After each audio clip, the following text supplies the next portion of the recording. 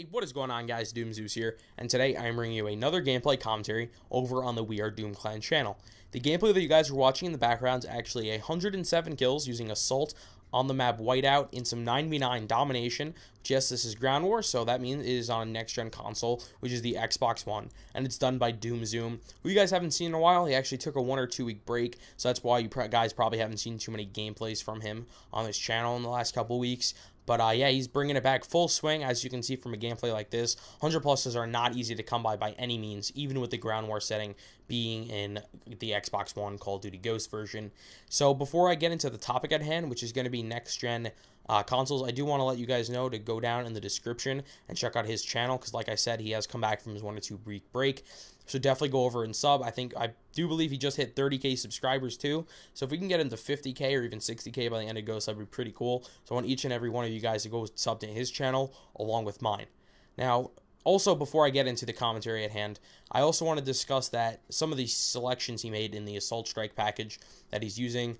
I feel like I can help you guys with that, because you guys don't see too many Assault gameplays on this channel, so you guys might not be really familiar with what streaks to run if you guys are going for 100 pluses of your own, or just when you're playing solo trying to get like 50 or 60 kills maybe in like a kill confirm game. So I'm going to go over the ones that he selected right now.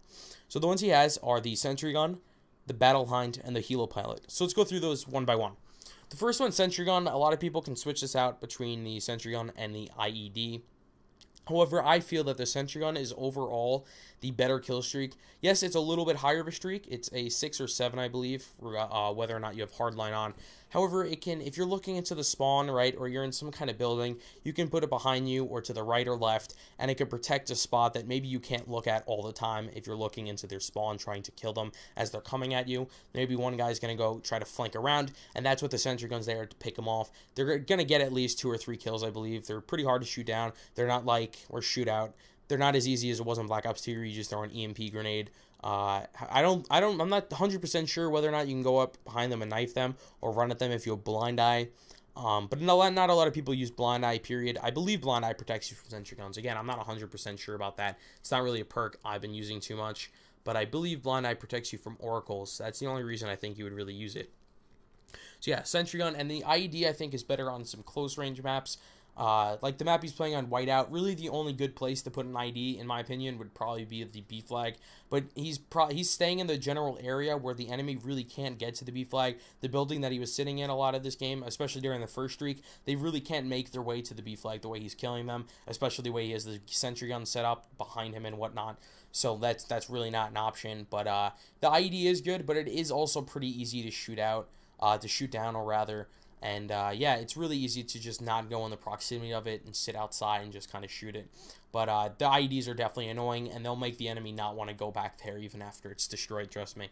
The next kill streak he's using is the Battle Hind, which is it's a really good kill streak. It's a bit better, in my opinion, than like the attack helicopters we've seen in previous games. The only problem I really have with it is it's really, really loud.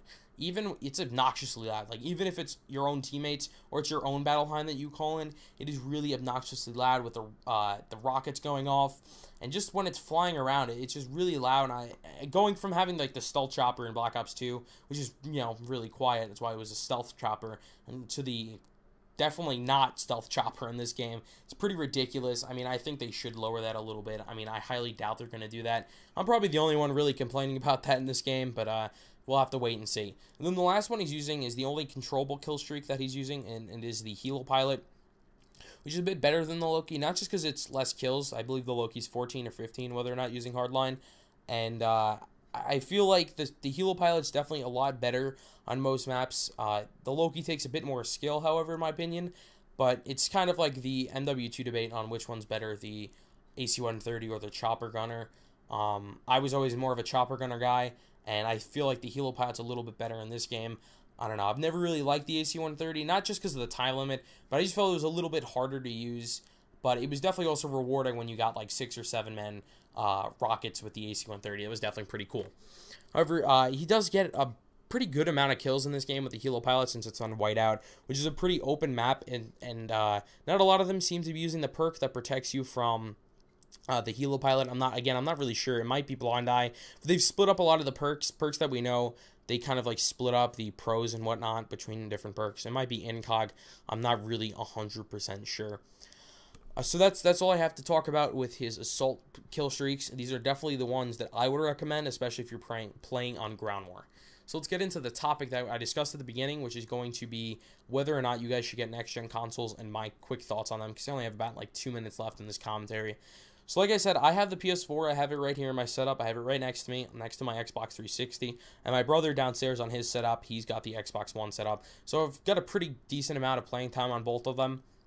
However, I do feel the PS4 is a bit better in my opinion, not just because it's cheaper, because obviously I could have gotten whichever one I wanted. However, I just felt it would be better, if my brother had one and I had the other, so technically I could still have both. But now that I've played it, I don't think there's a big difference between Call of Duty Ghost on either one of the consoles. They both have the same features. There really isn't even a big difference between this and the 360 version, to be honest, and the PS3 version.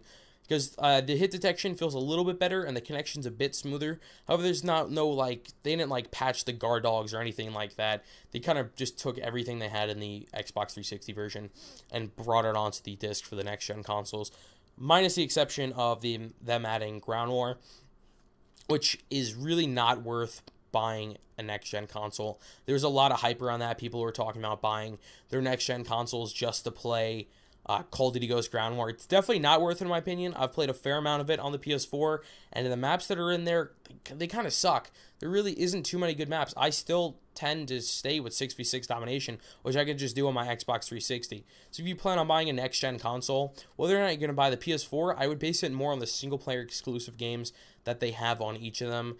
If you guys are a big Halo fan, which I know has multiplayer in it too, if you guys are a big Halo fan, then, Xbox One's for you. PS4 has series like God of War, Uncharted, Infamous Second Son. That game's coming out in March. That game looks pretty sweet, and I'm looking forward to that.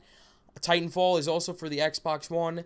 I have the 360. That's probably where I'm going to be playing it. That and the PC, most likely. Pretty sure my brother's also going to be getting it on the Xbox One, so I'll be able to play it on all three. And I'll probably come back here and tell you guys which one I feel is the best. But yeah, to sum it all up, I would say the PS4 is the console to buy. However, I don't recommend you guys buy it just to play Call of Duty Ghost Ground War. Hopefully, the next Call of Duty game that they do will be a bit more effective on the next-gen consoles, so it'll warrant you guys picking it up for that reason. So that's all the time left I have for the commentary. And remember to leave a like and subscribe so we can hit 100K hopefully this year. That'd be pretty cool. And remember to check out our links, which are down in the description if you enjoyed the gameplay and or the commentary. Remember to check us out. And that's all the time I have left. I'm out. Peace.